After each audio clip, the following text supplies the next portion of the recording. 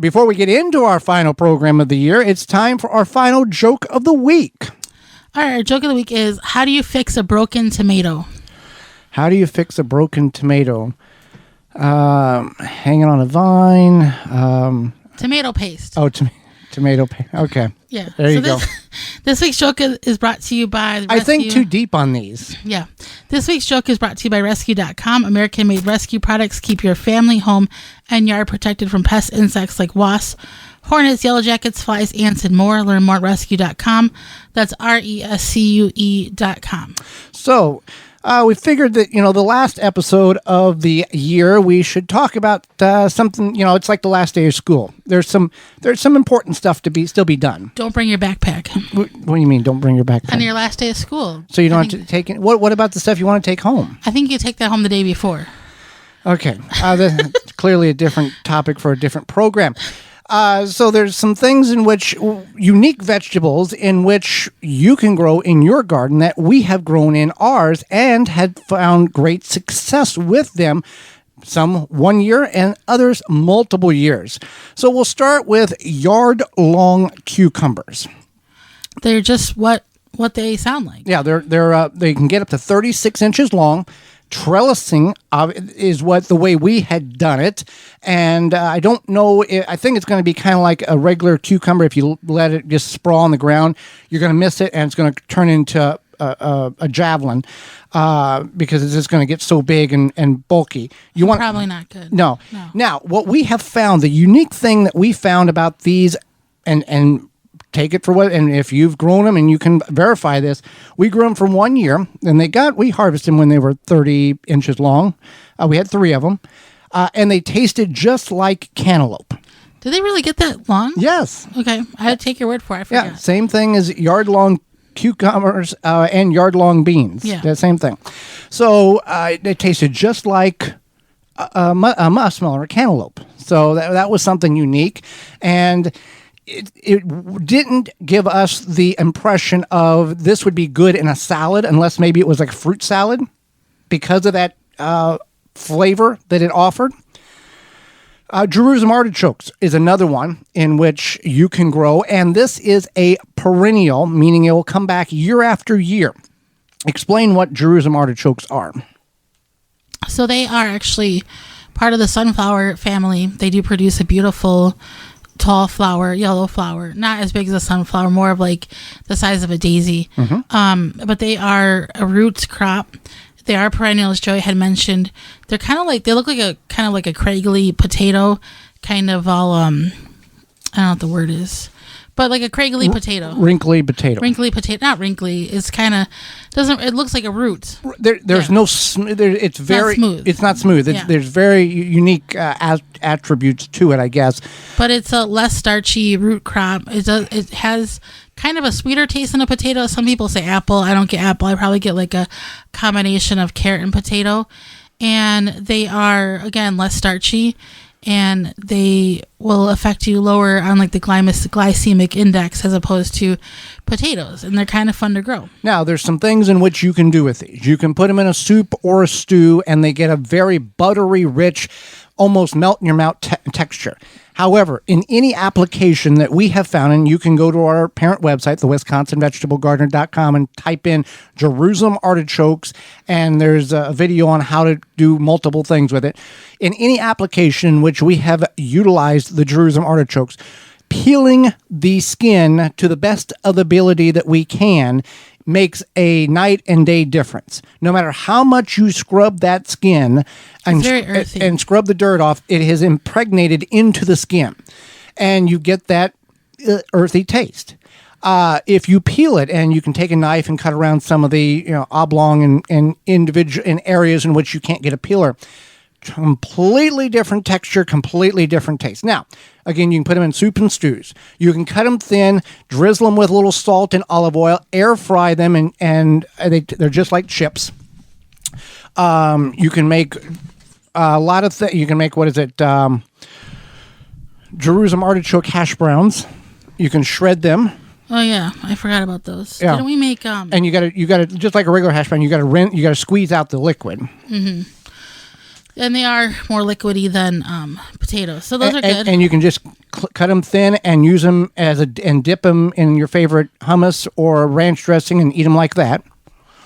They're very fulfilling, so you don't have to cook them to eat them either. It's not like a regular. You don't really have to cook any vegetable. Well, I mean, a potato, it's a little rough if you just want to go, hey, what are you having? I'm having a potato. Did you cook it? No. That's probably true. Okay, so let's talk about yacons. Yacons are a root crop that originated from South America. If I said, here's some yacons, you would look at them and think they were sweet potatoes. I have seen them grow as in colder climates as cold as zone 4. And you can do a lot of things. The yacon syrup comes from these. We found that you peel them and cut them thin into chips and then dehydrate them. They are very sweet and delectable.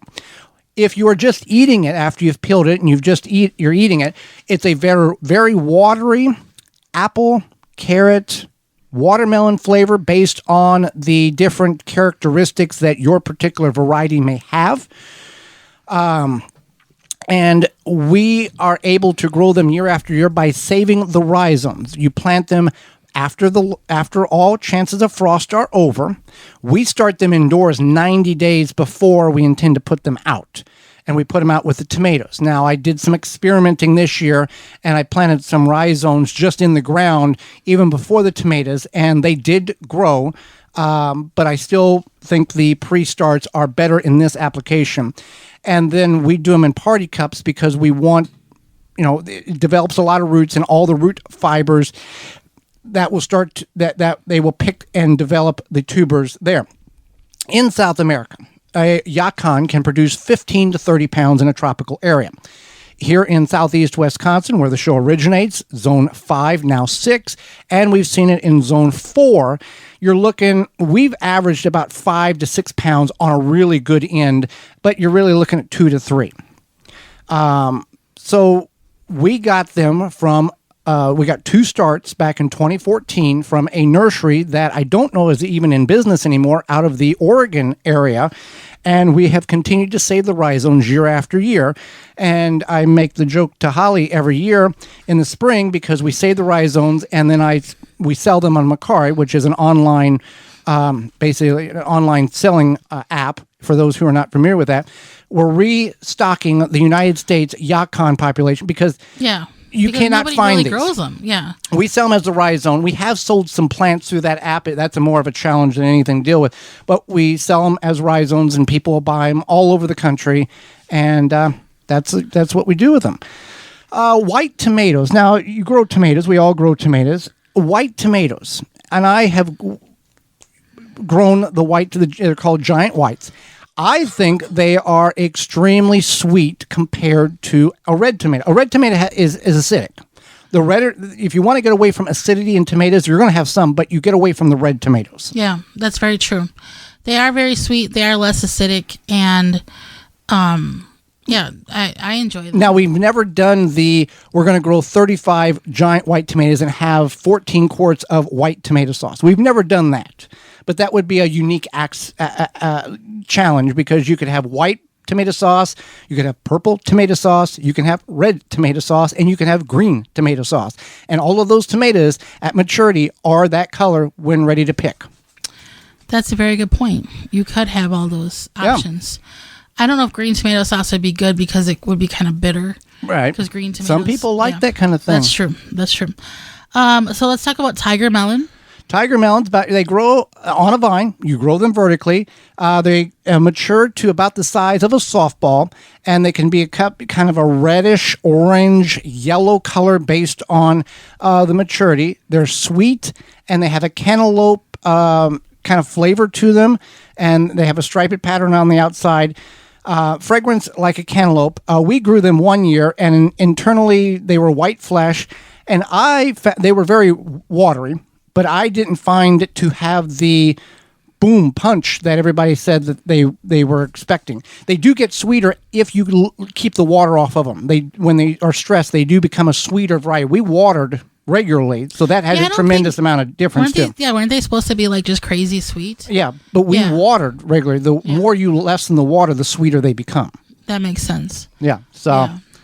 some unique vegetables that you can grow in your, and we don't have time, but jelly melons is another one. It's a one that looks like a little cucumber that has giant spikes that will get bright yellow. Yeah, spiky. And it'll have a ton of seeds, and it's like neon green on the inside, and it's a very unique taste.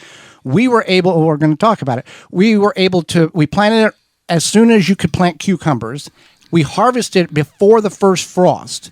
And at that point, they were still green. We brought them inside, and it took 4 weeks for them to change from the green skin to the orange skin or the yellow skin, and we were able to harvest them. You go to our website, parent website, thewisconsinvegetablegardener.com, click or type in jelly melons in the search engine. You can find our video there. Well, we appreciate you tuning in, and we appreciate you supporting sponsors like Walton's Inc. Correct. So we know you care about where your vegetables, food comes from, etc., like canning, preserving your fruits. But what about the meat? We are reaching in most areas of the country game harvesting season. And you might want to think about that. You know, Walton's has at waltonsinc.com, you can get the equipment, seasoning, and supplies to make sausage, jerky, and any other meat product your way to your high standards. Do you want to make snack sticks that people will actually like? Walton's created meatjuststicks.com, an informational site to help you make the best finished product. Walton's even has a full line of their own meat grinders, mixers, and sausage stuffers to help you go from animal to edible. Walton's everything but the meat. You can use code GROW50, that's GROW50, to save 10% off your orders of $50 or more.